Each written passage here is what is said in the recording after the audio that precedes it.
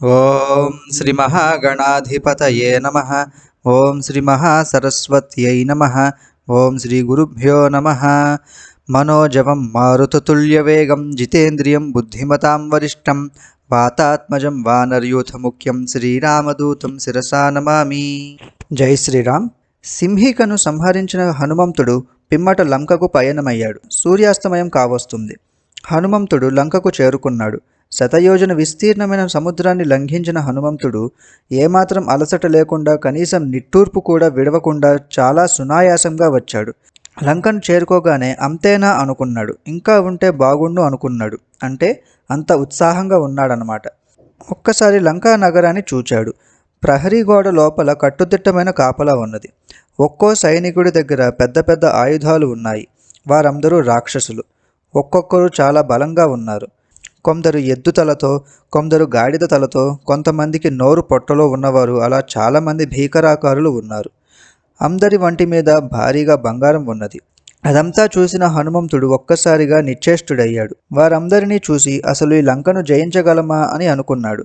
ఎవరికీ కనపడకుండా లోపలికి వెళ్ళాలి అనుకున్నాడు. ఒక పిల్లి అంత శరీరాన్ని ధరించి ప్రహరీ గోడ లోపలికి చూడగానే అక్కడ అతనికి విశాలమైన రహదారులు కనబడ్డాయి. కుడి పక్క నుంచి వెళ్లే వాళ్ళకి ఒకవైపు, ఎడమ పక్క నుంచి వెళ్లే వాళ్ళకి ఒకవైపు, మధ్యలో దీపపు స్తంభాలు మరియు చెట్లు ఉన్నాయి. అంటే మనకి ఇప్పుడు డివైడర్లు ఉన్నట్టు అన్నమాట.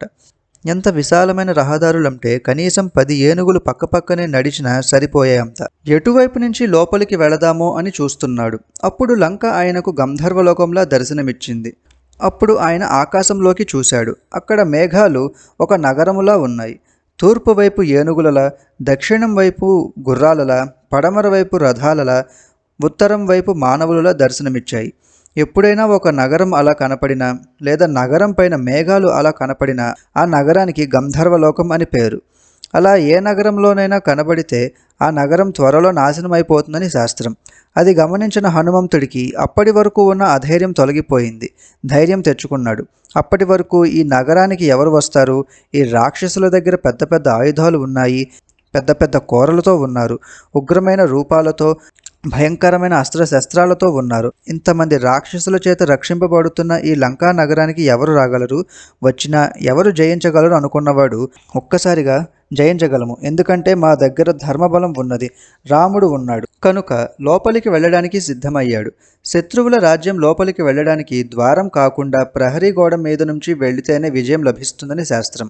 కనుక ప్రహరీ గోడ మీదుగా వెళ్ళడానికి చూస్తున్నాడు. అప్పుడు హనుమంతుడు పెద్ద రూపంలో రావడం, వచ్చిన తరువాత స్వీయ రూపాన్ని ధరించడం, అక్కడి నుంచి పిల్లి అంత రూపాన్ని ధరించడం, ఇదంతా లంకా అధిష్టాన దేవత చూస్తుంది. ఆవిడ పేరు లంక.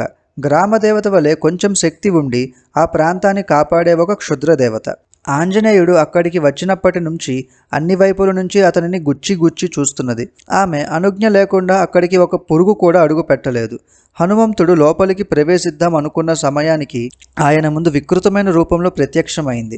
అతను పిల్లి అంత శరీరంతో ఉంటే ఆమె తాడి చెట్టు ప్రమాణంలో ఉంది. హనుమంతుడు ఆమెను ఏమీ తెలియని అమాయకుడిలా పైకి చూశాడు. ఆమె ఒక్క అరుపు అరచి, ఎవడవురా నీవు? అడవుల్లో తిరిగేవాడవు, నీకు నగరాల్లో ఏమి పని అని అడిగింది. చెప్పు, నీ ప్రాణం పోయేలోగా చెప్పు. నేను ఇక్కడ కాపలా కాయగా ఈ లంకా నగరానికి ఎవడూ అడుగు పెట్టలేడు. నేను ఇక్కడ కళ్ళల్లో ఒత్తులు వేసుకుని ఈ నగరాన్ని కాపలా కాస్తుంటాను. నన్ను దాటి వెళ్ళలేవు, చెప్పు అన్నది. హనుమంతుడు ఏమాత్రం సంకోచించకుండా, తల్లి, నేను ఏమీ దాచుకోను, అన్నీ చెబుతాను, కానీ ముందు నీవు ఎవరివి అని ఎదురు ప్రశ్నించాడు. దాంతో ఆమెకు కోపం వచ్చింది. ఓరి, సమాధానం చెప్పకుండా తిరిగి ఎదురు ప్రశ్నిస్తావా? పో ఇక్కడి నుంచి. ఎందుకో నిన్ను చూస్తుంటే చంపబుద్ధి కావటం లేదు, జాలి కలుగుతున్నది. పో ఇక్కడి నుంచి అన్నది. నేను రావణానుజ్ఞ లేకుండా ఎవరిని లోపలికి పోనివ్వను. నేనే లంకని. అలా లంక చెప్పగానే హనుమంతుడు ప్రశాంతంగా, అమ్మా, నేను లంకా నగరాన్ని చూసి వెళదామని వచ్చాను. ఎందుకు అని అడుగుతావేమో. మేము అడవుల్లో ఉంటాము. ఇటువంటి నగరాలను చాలా అరుదుగా చూస్తాము. ఇక్కడ ఎన్నో వనాలు ఉన్నాయి, భవనాలు ఉన్నాయి. ఎంతో అందంగా ఉంది ఈ లంక. వనాన్యుప వనానీహ లంకాయాః కాననాని చ సర్వతో గృహముఖ్యాని ద్రష్టుమాగమనం హిమే. అంటే పైకి ఆయన అన్నింటినీ, అన్ని వనాలని, అన్ని గృహాలని చూస్తానని అర్థం వచ్చేలా చెప్పాడు.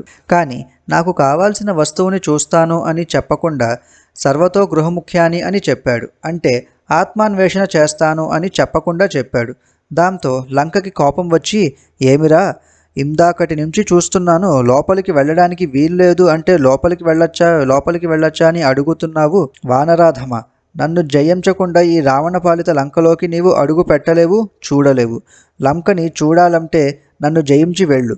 ఆమె కూడా దేవతే కదా, అందుకే సరస్వతి ఆమె నాలుక మీద చేరి నన్ను జయించు అన్న ఆ మాట అనిపించింది. అంత కటువుగా మాట్లాడినప్పటికీ హనుమంతుడు ఆమెను భద్ర అని సంబోధించాడు. భద్ర అన్న ఆ పదాన్ని సీత లాంటి ఉత్తమ స్త్రీలకు వాడతారు. అంటే హనుమంతుడు అందరిలోనూ భగవంతుణ్ణి చూస్తాడు, అందరినీ గౌరవిస్తాడు, అనవసరంగా నోరు పారేసుకోడు.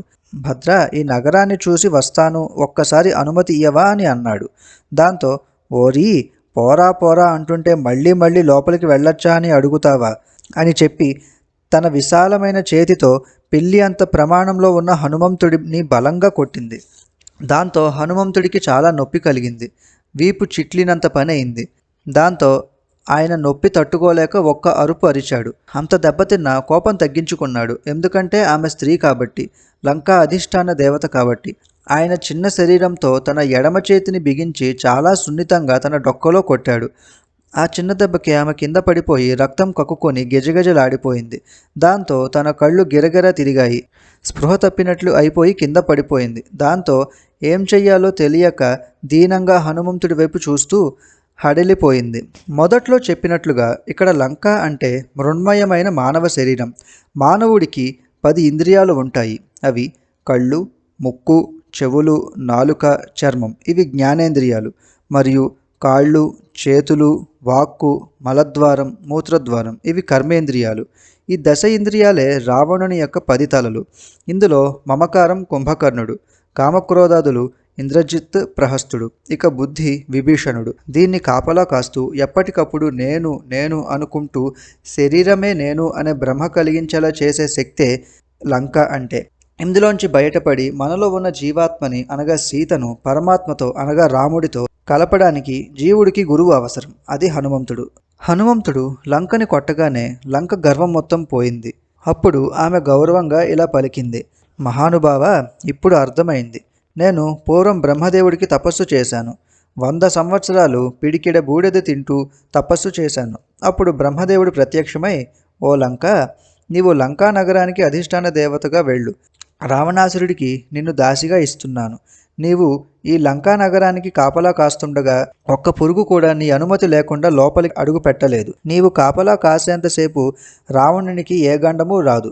కానీ భవిష్యత్తులో ఒక కోతి వస్తుంది. ఆ వానరుడు నిన్ను జయిస్తాడు. అతడు నిన్ను జయించగానే లంకా నగరం భస్మీపటలం అవుతుంది. అందులో ఉన్న ఘోరమైన రాక్షసులు నశిస్తారు. లంకకి పతనం మొదలవుతుంది. ఇది విని రావణుడు వరం అనుకొని పొంగిపోయాడు. కానీ అది ఇప్పుడు అతని పాలిట శాపం అవుతుంది. ఇంకా నేను ఓడిపోయాను. నీవు ఇంకా స్వేచ్ఛగా లోపలికి వెళ్ళు అన్నది. ప్రవిశ్య శాపోపహతాం హరీశ్వర శుభాం పురీం రాక్షస ముఖ్యపాలితాం యదృచ్ఛయా త్వం జనకాత్మజాం సతీం విమార్గ సర్వత్ర గతో యథా సుఖం. అనగా సీతను తీసుకొచ్చిన నాడే లంక శాపగ్రస్తమైంది. అటువంటి శాపగ్రస్తమైన రావణపాలిత లంకలో సీతను స్వేచ్ఛగా వెతుకు అని చెప్పింది. లంకా ప్రవేశ విశేషాలతో మళ్ళీ కలుద్దాం. జై శ్రీరామ్.